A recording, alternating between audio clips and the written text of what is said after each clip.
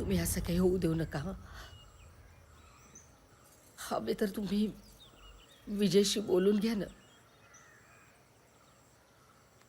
अगं आत्ता तर लग्न झालं त्याचं आणि त्याच्याकडे आता पैसे मागायचे म्हणजे नाही नाही लक्ष्मी बरं नाही दिसत. अरे देवा, काय रे वेळ आणलीस तू आमच्यावर. हे बघ तू आता अशी खचून जाऊ नकोस. हां मी आहे ना, सगळं व्यवस्थित.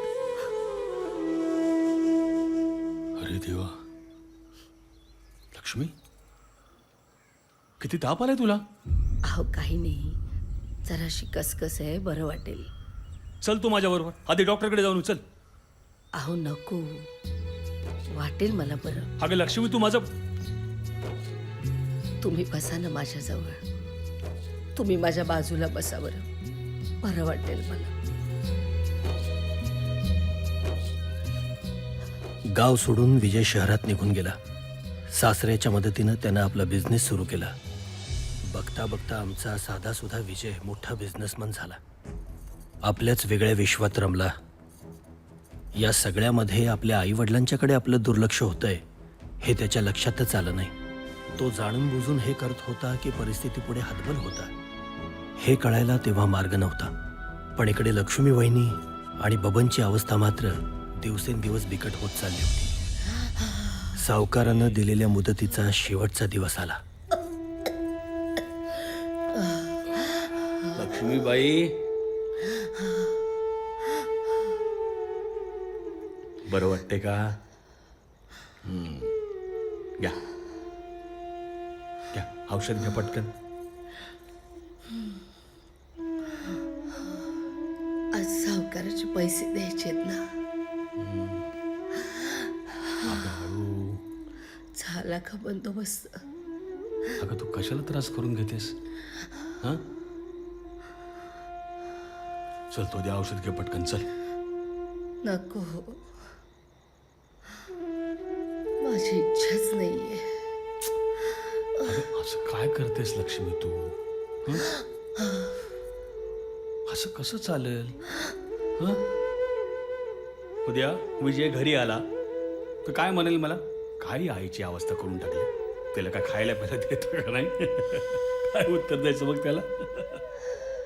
आणि उद्या तुझी नातवंड घरी आली आणि मला म्हणली हो आजोबा आम्हाला इथे घेऊन जा, आम्हाला तिथे घेऊन जा, आम्हाला हे आणा, आम्हाला ते आणा, तर मी त्यांना सरळ म्हणणार आहे पोरांनो आजोबाला त्रास द्यायचा नाही, जे काय पाहिजे तुमच्या आजीकडं मागा.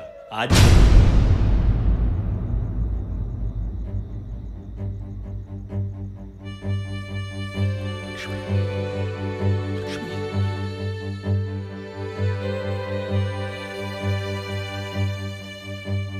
लक्ष्मी,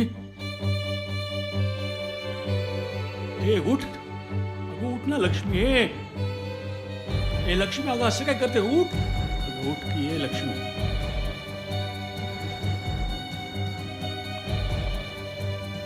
असं फसवायचं नाही, असं फसवायचं नाही.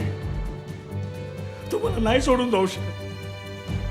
तुम्हाला काय म्हणली होतीस, मी तुम्हाला कधीच सोडून जाणार नाही. लक्ष्मी तुम्हाला सोडून गेलीस तर माझ्याशी कोण बोलेल, कोण हसल, कोण भांडण कोण करेल माझ्याशी. लक्ष्मी उठ ग, मला सोडून जाऊ नको. लक्ष्मी डोळे उघड. लक्ष्मी उठ, बोल माझ्याशी. लक्ष्मी उठ. ए अण्णा, अरे कोणी आहे का बाहेर. अरे माझी लक्ष्मी.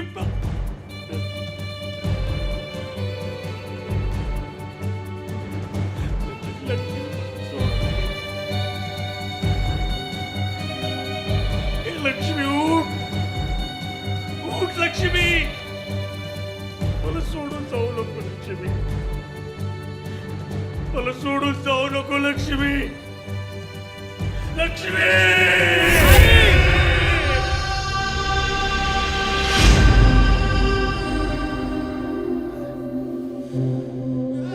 विजय, विजय काय झालं? विद्या आई आली होती स्वप्नात. विद्या आपण आईला भेटायला जाऊया ना. विजय उद्या खूप मोठी इम्पॉर्टंट डील आहे ना आपली, ती आपण पूर्ण करू. आणि मग जरी डील झाली तर त्याची गुड न्यूज आणि आपल्या बाळाची गुड न्यूज द्यायला जाऊ आईबापांकडे. बरं झोप आता.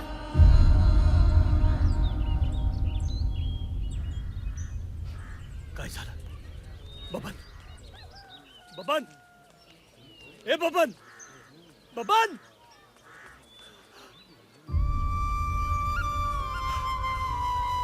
गेली लक्ष्मी अण्णा, लक्ष्मी गेली.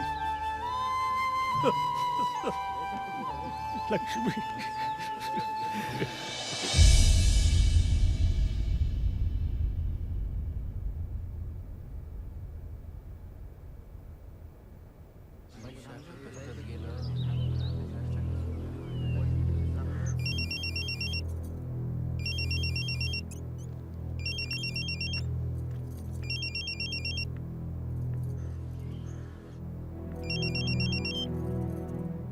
हॅलो, विजय, कोण बोलतंय? मी अण्णा बोलतोय गावाकडून. हा अण्णा बोला. एक वाईट बातमी आहे. लक्ष्मी वहिनी, विजयची आई गेली. सगळे वाट बघतायत. विद्या, हॅलो, हॅलो विद्या. हॅलो अण्णा, ॲक्च्युली आम्ही ना दोघं परदेशात आलोत. एक इम्पॉर्टंट कॉन्फरन्स होती म्हणून. तुम्ही बाकीची विधी उरकून घ्या. काय? मी विजयला निरोप देते. विद्या, विद्या.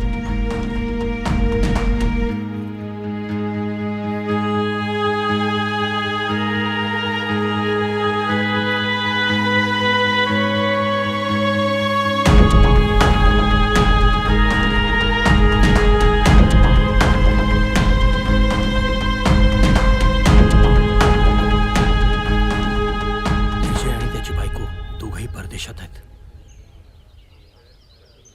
अरे लक्ष्मीची. आपणच. बबन, चल चल, आपणच.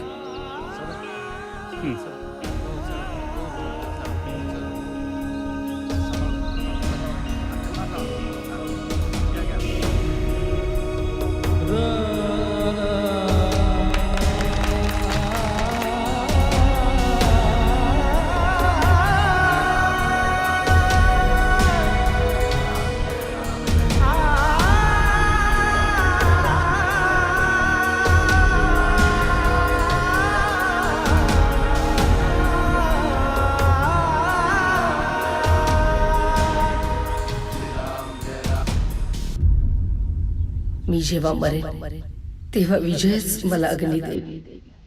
मला माफ कर लक्ष्मी. Nothing important.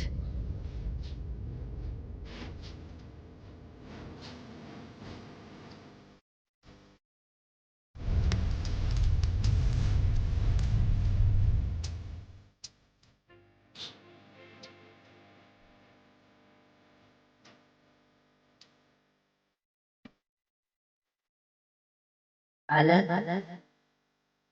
भूक लागली असेल ना? मी जेवायला वाढवलं. अगं चक्क माझ्यासाठी वेळ बी आला तुम्हाला. लक्ष्मी, चल लवकर तालुक्याला जायचं. वहिनींच्या मृत्यूनं बबन पुरता खचला होता. माझ्या डोळ्यात देखत बघता बघता बबनची परिस्थिती दिवसेंदिवस ढासळत चालली होती. विजय, बबन, उठ, खाऊन घे. चल, डबा आणलाय. काहीच खायची इच्छा नाही बघ. खायची इच्छा नाही? अरे काय चालवलंयस तू? हां, वहिनी गेल्यापासून स्वतःची काय अवस्था करून घेतली आहेस कळतंय? चल खाऊन घे. काल रात्रीपासून वैजीची खूप आठवण येते. कसं असेल माझं पोर. एकदा डोळं भरून पाहिजे इच्छा आहे त्याला. तो तिथं परदेशात. कसं भेटेल रे? खाऊन घे चल. अरे नको रे बाबा, भूक नाही मला. विजयला भेटायचं आहे ना, मग जाऊन तर येऊ. बघू भेटतोय का. चल आधी खाऊन घे. अण्णा नक्की जायचं ना? जायचं, आजच जाऊया.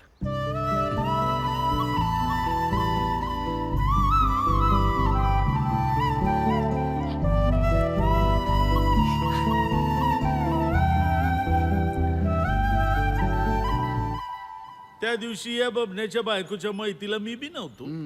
तालुक्याला गेलतो. पर बबण्याचं पोरग त्याने तर यायला पाहिजे होतं ना. हे असं असतं बघ, चौथाच्या पोटचं पोरग आणि दुसऱ्याचं पोरग, हा असा फरक असतो बघ. वय पण ते जाऊ द्या मालक. आ, तुमच्या पैशाचं काय? म्या माफ केलं कर्ज बबण्याला. काय? हा, दिलं सोडून बबण्याचं कर्ज. पर बबण्याच्या पोराला, त्या विजयला नाही सोडणार म्या. या कर्जाची पै न पै त्याच्याकडून वसूल करी. तरीच म्हटलं, अहो घाणीतला पैका उचलणारा तुम्ही असा अचानक कसं उदार झाला सा? तुम्ही तर पैसे वसूल करणारच. मग ते बाबा नसो ना तर विजय, तुम्ही का पैका सोडणार असं वय? असं वय. मी घाणीतनं पैका उचलणारा. गायबान्या तुझ्या मारी, तुझ्या उठ, तुझ्या निघ, तुझ्या मारी निघ. तुझ्यात मला असं म्हणतोय. अरे थांबा, कुठे चाललेत? हा, कुठे जात आहे? हो साहेब, नमस्कार साहेब. माझं पोरग विजय, त्याचं घर आहे इथे. त्याला भेटायला अरे. चाललोय मी. आमचा साहेब आणि तुमचा पोरगा? अहो चला चला. अहो नाही, अहो असं काय करताय? अहो साहेब, अहो एकदा त्याला बघून येतो मी. अरे बाबा, अहो, ऐक ऐका ना. की जरा माझा. अहो, असं काय करताय तुम्ही? अहो, मला ऐक ना. चला चला. अरे चला चला निघा. कुठून येतात साहेबांना ए भेटायला? बाबा, उठ. ठीक आहेस ना? लागलं नाही ना? बरं, थांबू. विजयची वाट बघ. चल चल चल. विजयला बघायचंय मला.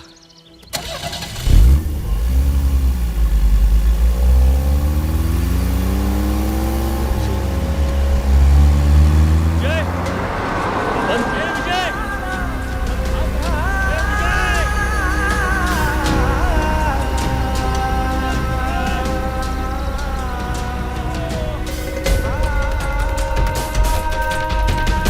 बबन, ए बबन.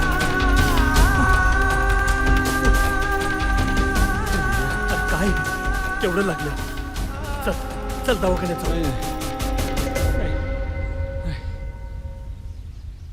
विजयला पाहिलं मी. माझं समाधान झालं. अरे बबन, हे बघ. अण्णा मला घरी घेऊन चल. मला घरी घेऊन चल. चल चल. उठ. विजयला पाहिलं ना, बस. विजयला आता सायकल आणली मी. ए बबन,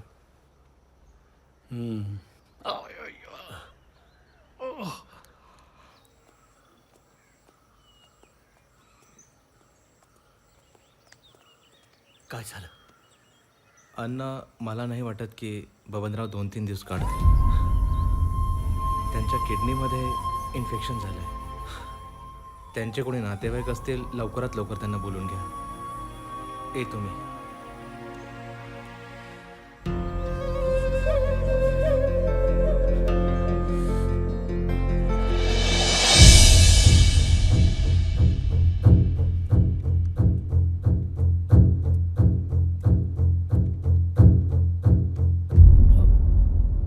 अरे काका, तुम्ही कधी आलात सांगायचं तरी. ए पाणी येणार आहे या, बसा. तुझा पाहुणचार घ्यायला आलेलो नाही मी. एक प्रश्न विचारायला आलोय. तू एवढा कृतज्ञ कसा आहेस? काका तुम्ही काय बोलताय मला खरंच कळत नाहीये. गाव सोडलंस, आई बापाला सोडलंस, इथं आलास, परत मागे वळून बघितलं नाहीस. तुला लाज वाटली नाही? हो वाटली ना, पण काका ती परिस्थिती तशी होती. मी आणखी दुसरं काय करायला हवं होतं? कोणी कोणाला समजूनच घेत नव्हतं. एकीकडे आई, एकीकडे बायको. एक आई जिने जन्म दिला, एक बायको जी माझ्यासाठी सगळं सोडून आली होती. डोकं भणभणायचं, कधी थांबणाऱ्याची वाट बघत बसायचं.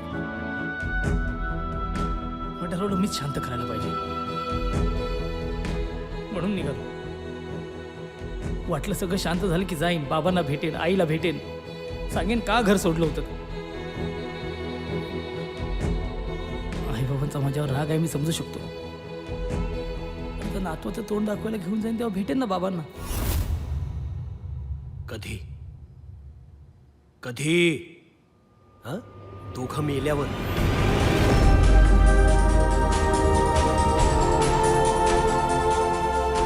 फार मोठा माणूस झालाच नाही रे विजय. हं?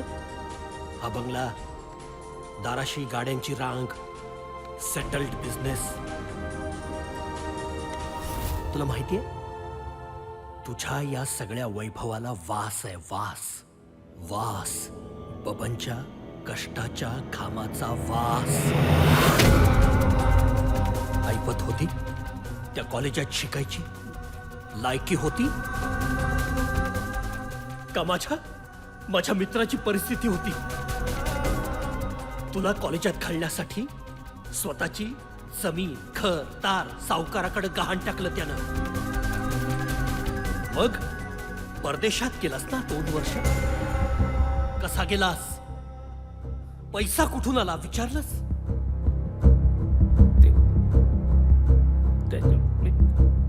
हा, अचानक एक मित्र निर्माण झाला, त्यानं पैसे दिले, हे पटलं तुला. अरे तुला परदेशात पाठवण्यासाठी स्वतःची किडनी विकली रे माझ्या मित्रानं. स्वतःच्या पोरासाठी, पोटच्या पोरासाठी कुणीही करेल. कुत्री मांजरं पण करतात, पण पोटच्या रक्ताच्या पोरासाठी करतात. एका अनाथासाठी नाही, परक्यासाठी नाही करत. अनाथ आहेस तू, पोटचा पोरगा पण नाही आहेस त्यांच्या. बघतोस काय तू? अनाथ आहेस तू, परका आहेस, सख्खा मुलगा नाही आहेस त्यांचा.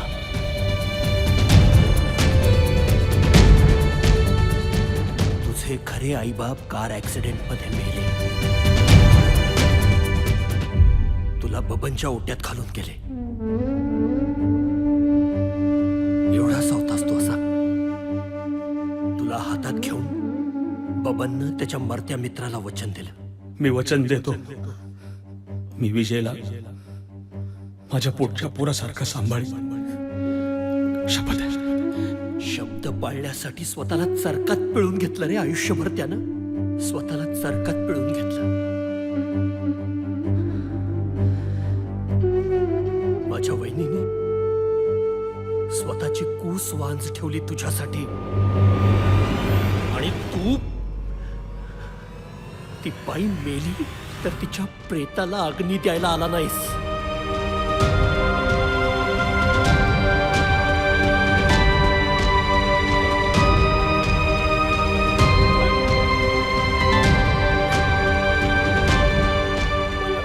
मला कोणी सांगितलं नाही. सांगितलं नाही? मी फोन केला होता. वहिनीचं प्रेत ताटकळत होतं, मी फोन केला होता. जा विचार बायकोला. परदेशात होतास ना मीटिंग मध्ये.